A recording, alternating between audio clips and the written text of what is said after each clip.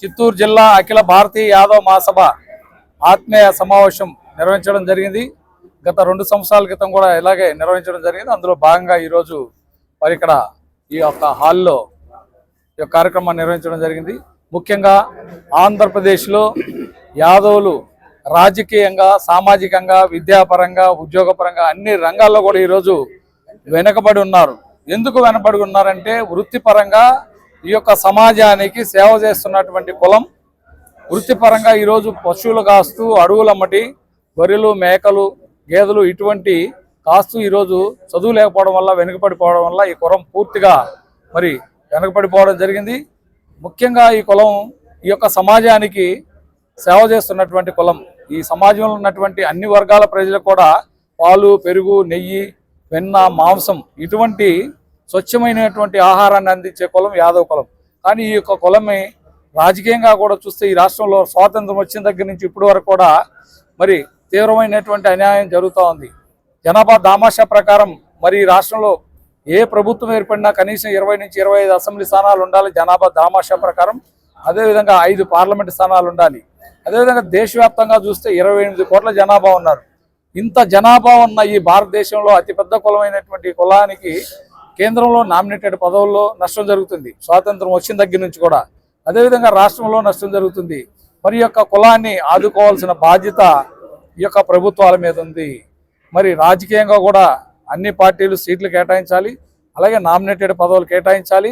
అదేవిధంగా రాబోయే స్థానిక సంస్థల ఎన్నికల్లో కూడా మరి యొక్క కులానికి జనాభా దామాషా ప్రకారం అడుగుతున్నాం. మేము ఇతరులు ఏ కులాన్ని కూడా మేము అడగడం లేదు.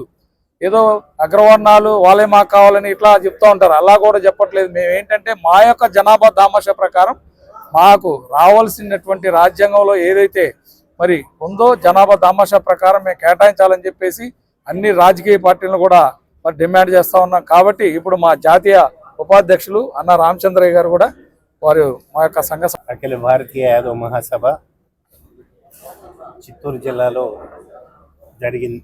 జరుపుకోవడం జరిగింది. అయితే స్వతంత్రం వచ్చినప్పటి నుంచి ఇప్పటిదాకా ఒకే ఒక యాదవుడు ఎమ్మెల్యే అవ్వడం అనేటువంటిది జరిగింది. అంటే యాదవులు లేని గ్రామం అంటూ లేదు. యాదవులు ఈ సమాజానికి అనేక విధాల ఉపయోగపడినటువంటి, గోవుని అందించినటువంటి ఘనత కానీ, నాగలను అందించినటువంటి ఘనత కానీ, బలరామకృష్ణుడి దగ్గర నాగలి, కృష్ణుడి దగ్గర గోవు. అంటే ఇంత పెద్ద కులానికి తీరని అన్యాయం జరుగుతుందంటే స్వతంత్రం వచ్చినప్పటి నుంచి ఇప్పటికి ఒక్కడే ఒక తంబాలపల్లి నుంచి శంకర అవ్వడం ఏమిటిది.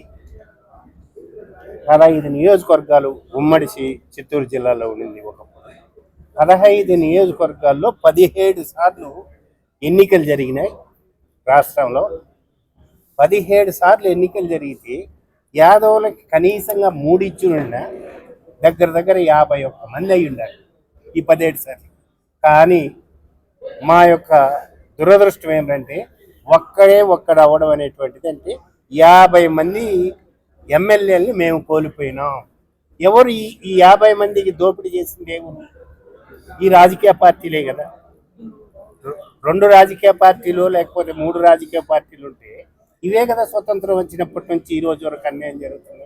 అదేవిధంగా బీసీలుగా తీసుకుంటే 105 మంది పైన ఉండాలి ఏది ఎమ్మెల్యే. అంటే 50 మంది నుంచి 55 మంది బీసీలుగా నష్టపోయినారు. యాదవులుగా 50 మందిని కోల్పోవడం జరిగింది. కమ్మరి, కుమ్మరి, వడ్రింగి, బోయ, రజక ఇట్లా అనేక కులాల బీసీ జాబితాలో 139 కులాలు బీసీ జాబితాలో ఉంటే వీళ్ళకి రిజర్వేషన్ లేని కారణంగా, రిజర్వేషన్ కనుక ఉంటే స్థానిక సంస్థల్లో ఏ విధంగా అయితే ఎంపీటీసీలు, జడ్పీటీసీలు, సర్పంచ్లు అవుతారో అదేవిధంగా ఇక్కడ కూడా ఎమ్మెల్యేలు మేము అయ్యే ఉండేవాళ్ళు. బీసీలందరూ కూడా అయ్యేవాళ్ళు మాతో సమానంగా. ఈ సమాజానికి సేవ చేసినటువంటి కులాలకి బట్టలు తికినారు, గడ్డం గోకినారు, తర్వాత మగ్గం వేసినారు, బిల్డింగ్ నిర్మాణానికి రాళ్లు కొట్టినారు. అనేక కులాలు, వృత్తి కులాలు అయినటువన్నీ కూడా స్వతంత్రం వచ్చిన తర్వాత నాశనం అయిపోయినటువంటి సంఘటనలు ఈ జిల్లాలో జరుగుతున్నాయి. ఇప్పటికైనా ఆయా రాజకీయ పార్టీలు బీసీ జనాభాకి రావాల్సినటువంటి సీట్ని కేటాయించాలి. యాదవులకి ఇప్పుడు దాకా జరిగినటువంటి అన్యాయాన్ని నామినేటెడ్ పోస్టుల రూపంలో ఎమ్మెల్యేగా కూడా ఇవ్వాల్సినటువంటి అవసరం ఉందని చెప్పని మేము పార్టీని విజ్ఞప్తి చేస్తున్నాం. ఓకే.